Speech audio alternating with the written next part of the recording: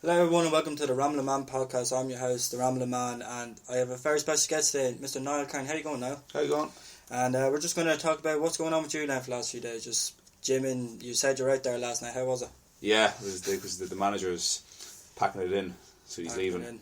So And was there was a good manager, was he? He must be if you hadn't out like. he wasn't he wasn't even a boss. He was more of a leader now. Do you know? Well, that's what you really want, isn't it? Like in jobs now, because I was in a few jobs and I've had a few managers. Like I've had really good managers and managers that really don't care about you and staff and wise like that. But like, have you been through like bad management people like before? Like, yeah, Jesus. I remember I used to work in this hotel in Lucan as a fitness instructor. It was just the worst job ever. Like, the people there were just so horrible.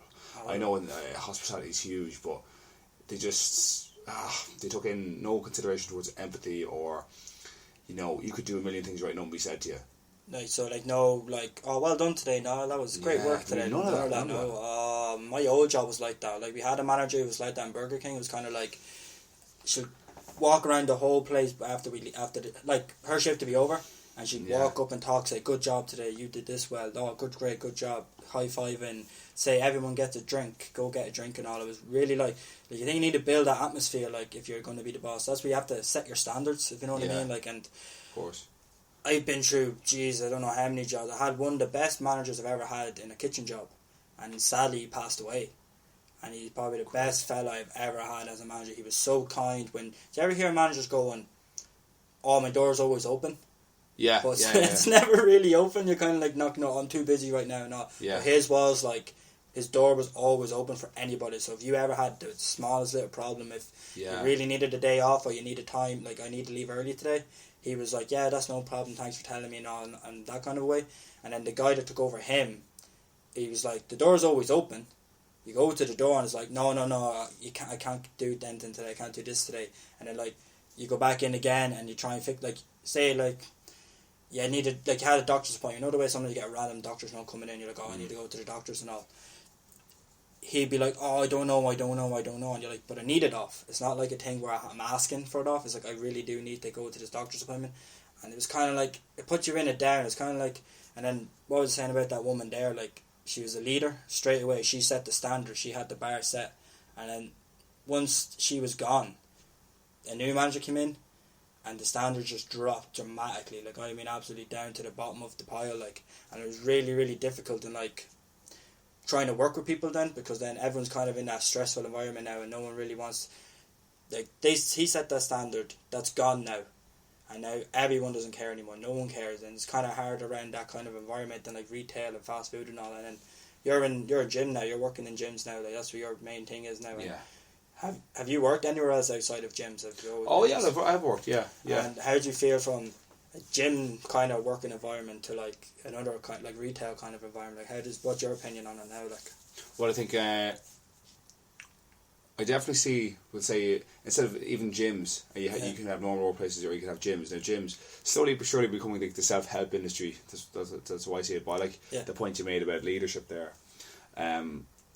People are becoming more, I feel, awake of knowing what the ego is, differentiating between the ego and the self-esteem. And what motivates people. I mean, Aaron, who is the manager, is leaving. It was like the sandwiches they call it. So you used to, whenever something they want something bad, you'd state the good, what they're good at, and then you state the bad and the consequences of it, and then you state the good, as to what value you bring to the company. Yeah. So they feel they know that it's good, and then they're told, okay, you fucked up here. This is the consequences here, but I know with your strengths you can far out past these problems. Yeah, so he believes in your ability that you can, right, these are you're good at, but you also have all these problems, but I know my ability that you are going to overcome these wrong activities, like, because a gym would be very hard, like, if you make one wrong thing, like, if you show someone the wrong exercise, like, that could be them injured for, get them injured, that can get you in trouble, and then they can bring you, like, the course. I'm like, he didn't show me the right way to lift this and all, and I hurt my back, and that's his fault, like. And I remember I was telling you that a few weeks ago. Like I asked a fella to show me how to deadlift. Yeah, that's right. You were saying that. Yeah. And he didn't watch me because I was looking at him. He just had his head up in the sky and just like, yeah, that's great and all.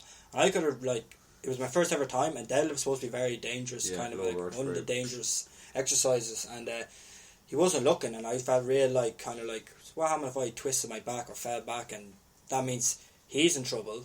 I'm going to be out of the gym for God knows how long. I've only just had to pay my gym membership, all because he wasn't really bothered in like trying to teach me how to do it. And like I think in the gym you can't be like that. You can't just have that little slip of like concentration. If you lose that one bit of concentration, you could really injure someone in like that kind of way. So like if you were like, if someone was like that, if you're walking around the gym and you kind of seen like someone doing an exercise wrong, would you like kind of try and correct them in like in that kind of way? Like, yeah, well, you see, there's different kinds of like people in the gym. You have people who are shy, kind of, you know, they come in and they're shy. That's when you get to start talking to them. And then you have all the macho wannabe alpha lads who come in. You just can't really say that to them, because what happens there is it's like I know what I'm doing, so you can't really get through to them. It's stubborn kind of a way, like, yeah. It's do you see a lot of, like, I see a lot of egos in the gym. But like I remember I was in one gym and we get all like the screamers that are like lift and dropping everything down.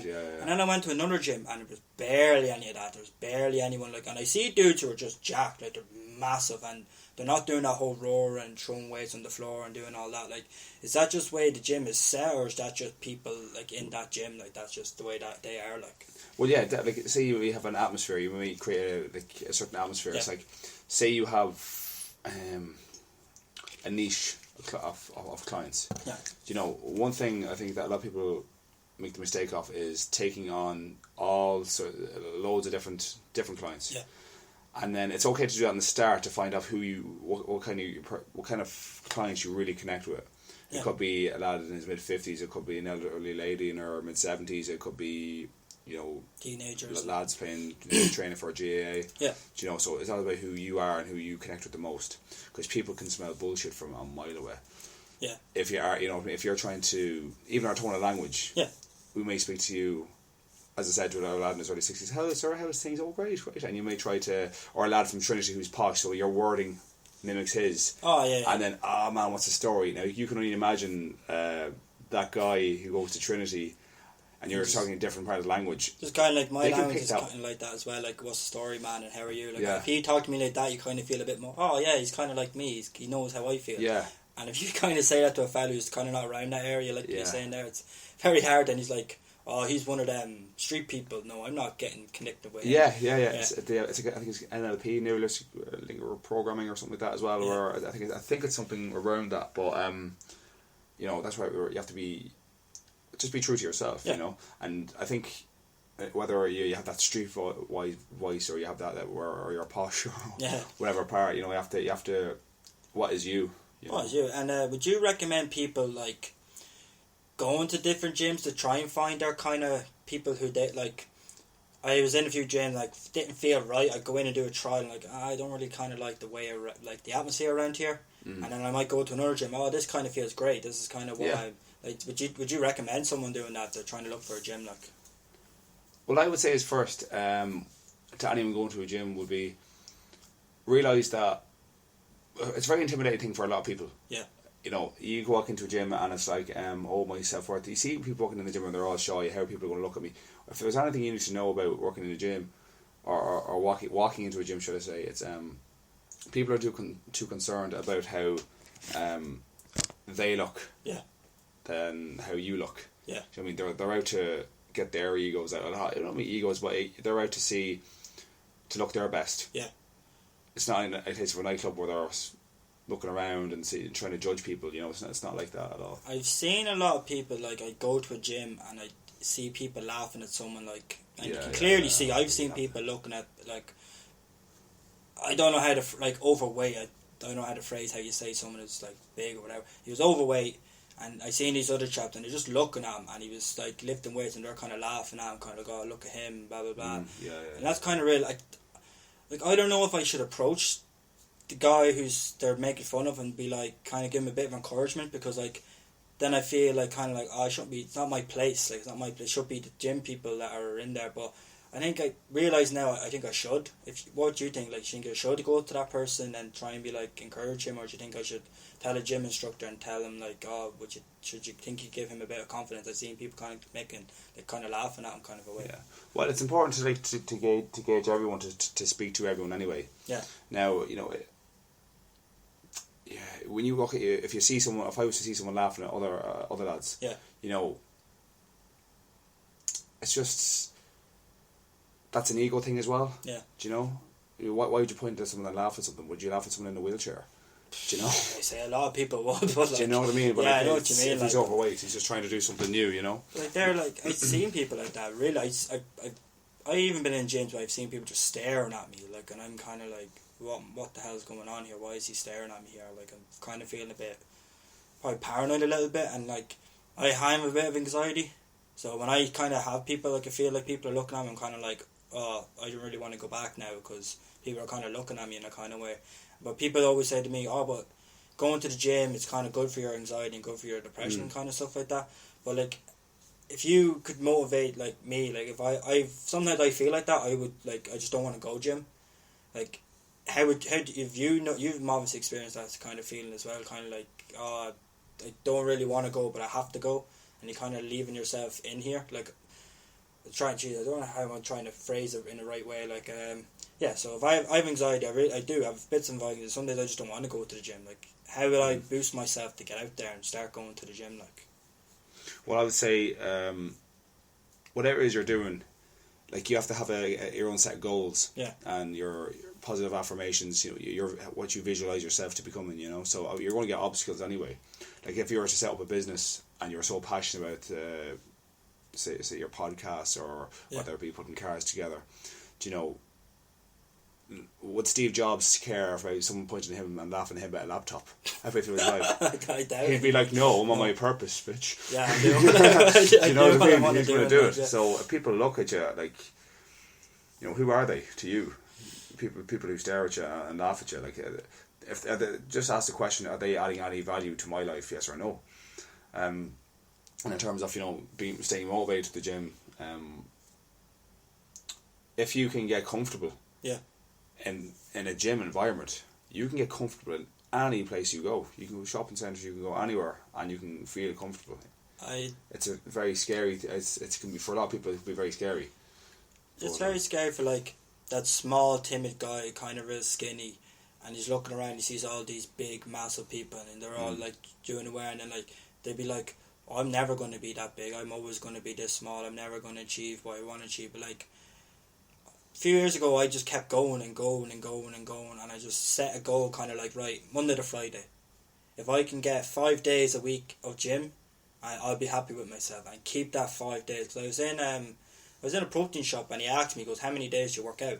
And I go, 5 days a week. He goes, oh really? I go, yeah, why? He goes, a lot of people your age go every day. And I go, alright. And he goes, I wouldn't recommend going every day. And I go, why is that? He goes, because you need a rest. You need to have them days of just sitting at home, relaxing, eating a bit of junk food here and there. But like, don't let it like a habit of a thing. Like, don't always let it be like I know people, like, they'll do like a 2 or 3 hour workout, and then they're posting up a big picture of a big cake going, oh, I did 2 hour workout today, I deserve this cake. It's like, but you're just putting it back now. You're not really, you're rewarding yourself for something.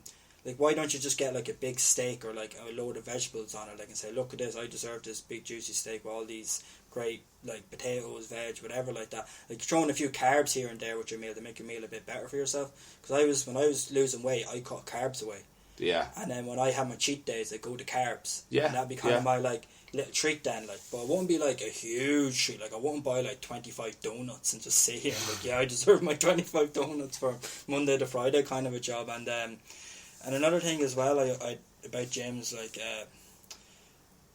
would you go in normally if you see like that, like someone laughing at him and all, and then you don't see that person come back, would that make you feel bad, like that, oh my god, this person isn't coming back now, like, over the environment of the gym? Well, I call people anyway to see how they're getting on in the gym, you know, what kind of training they like to do, even by emails. Would it be classes you like to do, what is it you like to do yourself? And in their mind they're like, holy shit, this guy's actually listening to what I want. You just walk into a gym and basically you tour them around. So what would you be interested in doing? Do you have any classes? Get specific of what they want. So the more specific, and you have to let them talk 90% of the time. So because you're giving. You want more information coming in. Yeah. Because if you keep talking more, you're not going to get the information. Yeah. If you let them